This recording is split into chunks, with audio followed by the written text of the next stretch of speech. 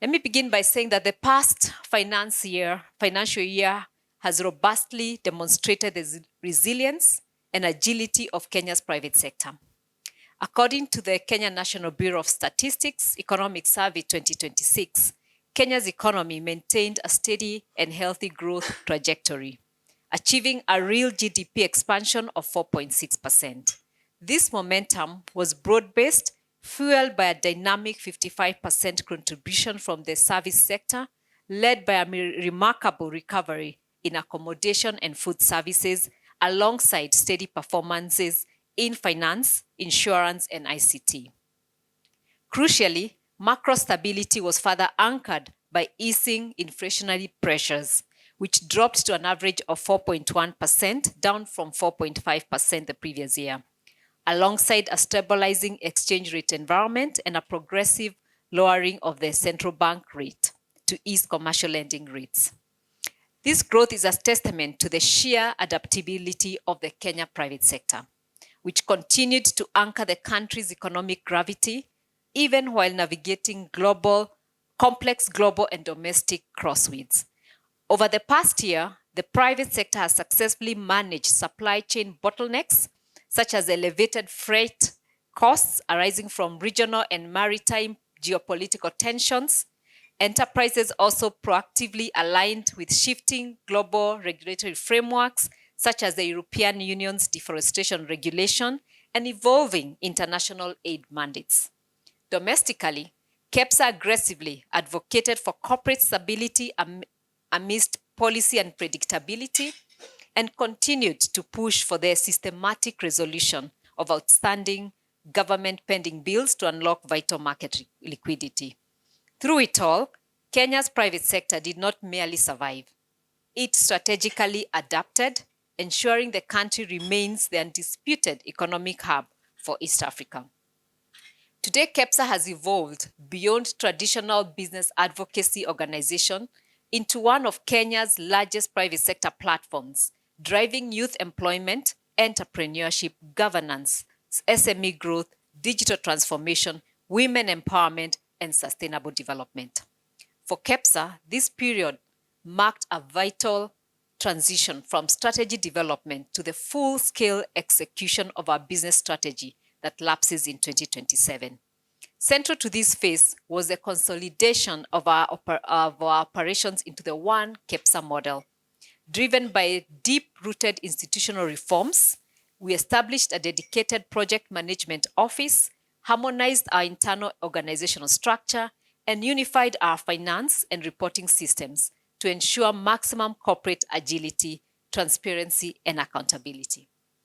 This institutional rigor yielded outstanding financial and operational dividends. Financial turnaround, the year closed with a robust financial surplus of 39 million, representing a significant structural turnaround from the deficit of 59 million recorded in the previous financial year.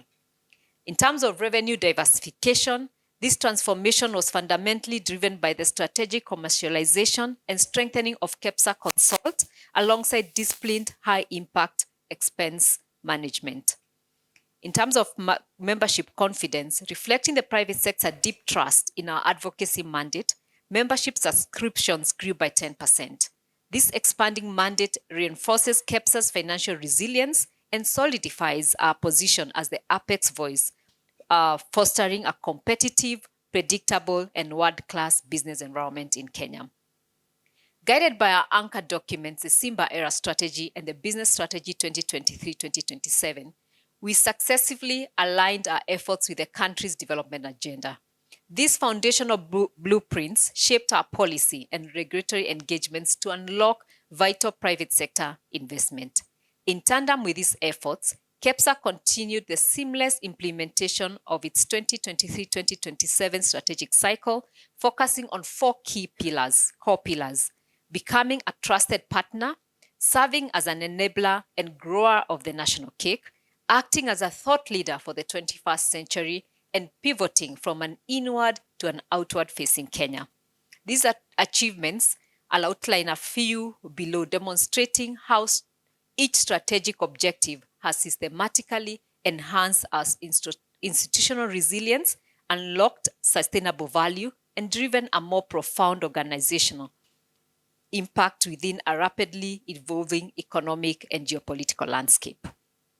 As a trusted partner, through our robust public-private dialogue, our engagements with the executive, the 5th Presidential Roundtable convened on 6th August 2025 at Ole Sereni Hotel, aimed at to review progress from previous roundtables and address emerging trade challenges from both global and local perspectives in the context of the evolving global trade landscape.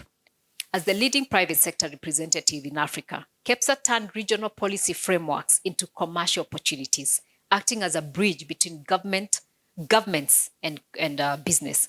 At COMESA, the Private Sector Forum, the Tripartite Free Trade Area negotiations, and regional infrastructure summits. In South Africa, just recently, the business delegation during the Kenya state visit, sector-specific dialogues in manufacturing, agriculture, and logistics. During the Africa Forward Summit with France and over 40 African representations of heads of states and heads of government, we represented and partnered with the government and the government of France to hold the business forum. Additional engagements have been to Egypt, Tunisia, Morocco, Nigeria, Rwanda, and Tanzania with great success. And I will not go through the outcomes of each.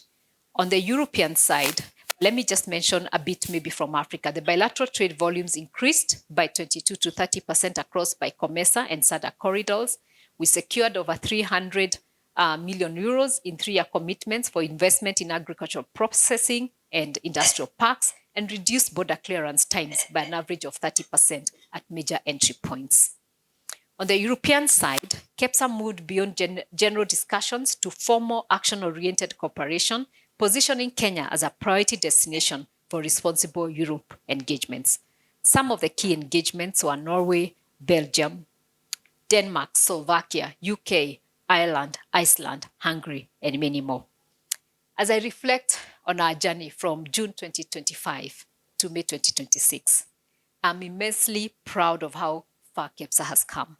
This has been a year of resilience, transformation, and purposeful growth.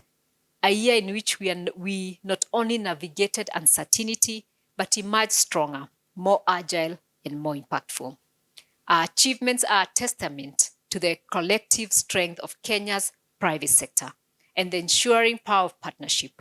I extend my deepest appreciation to our members whose trust and commitment continue to inspire our work.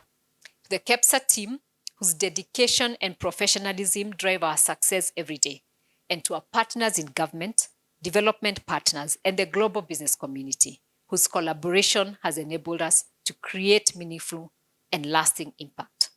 The future demands institutions that are bold, adaptive, and forward-looking. Kepsa is embracing that future with confidence. Through the One Kepsa model, we are building an institution that is stronger internally, more influential externally, and better positioned to serve as the catalyst of inclusive economic growth and sustainable development. As we look ahead, our resolve remains unwavering to champion policies that unlock enterprise, to expand opportunities for businesses of all sizes, to nurture innovation and talent, and to position Kenya as Africa's premier destination for investment, trade, and sustainable development. Together, we are not only responding to change, we are shaping the future.